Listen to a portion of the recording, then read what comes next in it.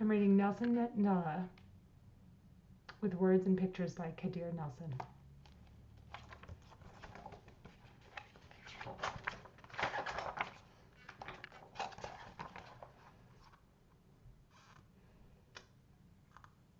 Rallies played barefooted on the grassy hills of Kunu.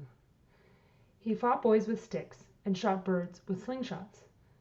The smartest Madiba child of 13, he was the only one chosen for school. His new teacher would not say his Xhosa name. She called him Nelson instead.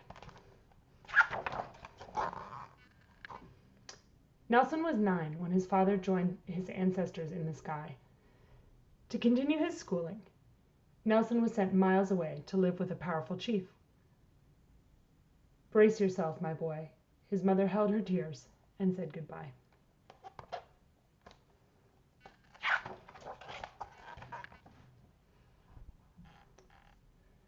The chief held counsel to warriors, medicine men, farmers, and laborers. The elder ones told stories of old Africa. For centuries, Tembu, Pondo, Xhosa, and Zulu peoples lived in the mountains and valleys of South Africa. The land was bountiful, fertile, and rich. The people hunted, fished, and raised crops, living in relative peace. But they made war on European settlers who came in search of land and treasure. The settlers' weapons were stronger and breathed fire. Slowly, the people were conquered. Their land was taken, and spirits dimmed. South Africa belonged to Europe. The elders grew quiet, and Nelson felt sorry. Nelson grew into a young man and attended fine schools in the golden city of Johannesburg. Where Africans were poor and powerless, Nelson became a lawyer and defended those who could not defend themselves.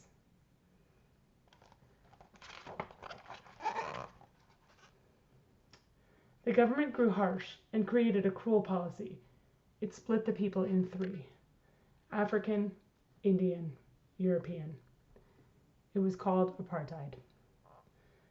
The people were set apart: European-only beaches, European-only parks, European-only theaters, and the people protested.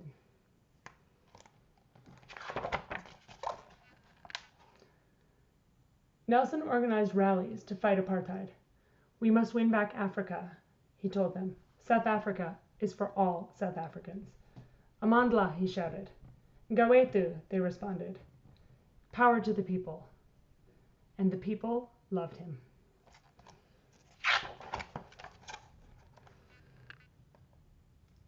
Speaking out was against the law, and Nelson was arrested and jailed for a fortnight with 100 men. They danced and sang, calling the ancestors to join the fight for freedom. Amandla, Ngawethu.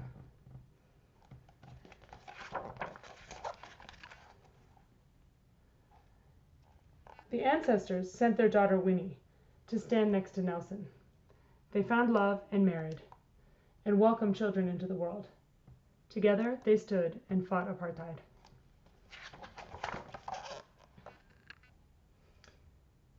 The state vowed to put Nelson in jail, and he went underground. He wore different disguises and lived in the shadows. Empty flats, farmhouses, and bedrooms of friends' houses became Nelson's home, while he organized more rallies and protests.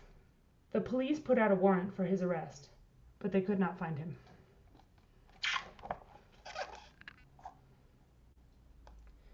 Nelson slipped across the border to visit free nations where black Liberians, Ethiopians, and Moroccans freely conversed with white Europeans and brown Egyptians. They shook hands, a glimpse of freedom for life at home. Nelson returned to South Africa to cleanse his homeland of hate and discrimination.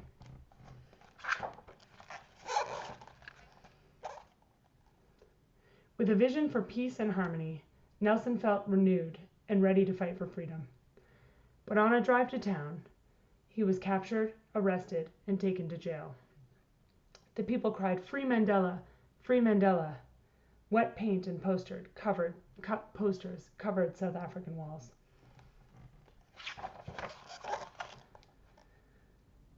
On a small island off the coast of the southern tip of Africa, Nelson sat in a tiny cell. Every day the world passed him by. Cold mealies, thin blankets, hard labor. Nelson hammered rocks into dust and read, studied, and educated fellow prisoners. Days turned into weeks, months, and years. His children grew up. Relatives passed away. South Africa began to fall apart.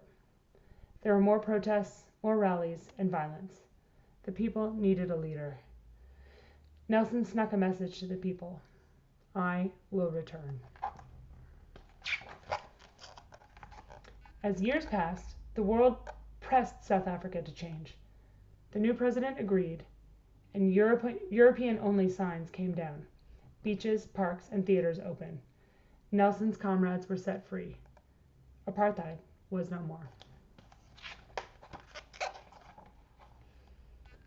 Nelson was an old man. After 27½ years, the prison gates opened, and Nelson was at last set free.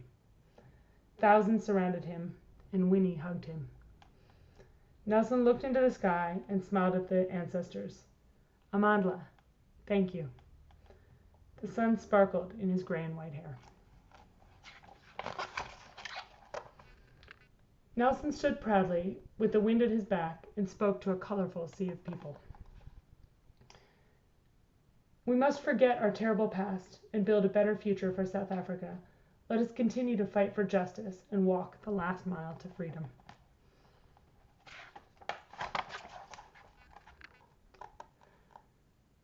Millions were given the vote and elected Nelson Mandela their new leader. South Africa was free at last. The ancestors, the people, the world celebrated. Amandla, Ngawethu.